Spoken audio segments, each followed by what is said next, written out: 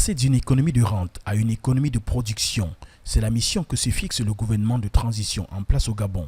Le pays d'Afrique centrale réalise la moitié de son produit intérieur brut, 60% de ses recettes fiscales et de ses exportations à partir des hydrocarbures, suivis par le bois et le manganèse, faisant de l'économie gabonaise une économie orientée vers l'exploitation de ses ressources naturelles. Alors, quand vous avez une économie de rente et que vous avez une croissance de mauvaise qualité, cela voudrait dire une croissance qui s'accompagne de chômage et d'aggravation de la pauvreté, ça engendre des problèmes sociaux. Et à côté, nous avons un déficit démocratique.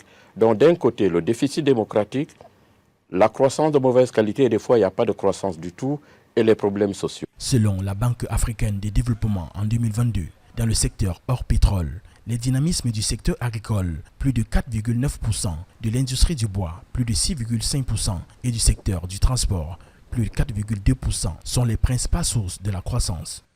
Malgré la richesse en ressources naturelles et le niveau élevé du PIB qui se situe à 8 017 $ courant en 2021 du Gabon, ces indicateurs sociaux restent faibles avec une incidence de pauvreté évaluée à 33,4% et un taux de chômage élevé estimé à 28,8% en 2021. Pour le professeur Gabriel Zomoyebe, qui a présidé la Commission économique au dialogue national inclusif 2024, des plans de relance ont été entrepris. Il va falloir peut-être à très court terme embaucher un certain nombre de jeunes qui vont remplacer ceux qui vont à la retraite dans la fonction publique.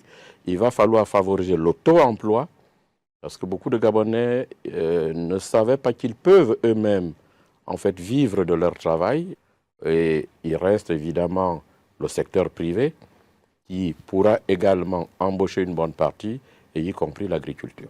Les perspectives économiques du Gabon sont favorables en raison de la forte demande pour les produits exportés, pétrole, manganèse, bois, huile de palme et de la poursuite des réformes économiques. Mais l'un des défis majeurs qui devra être relevé par l'État est lié à la baisse du taux de chômage des jeunes Gabonais qui est tout aussi élevé.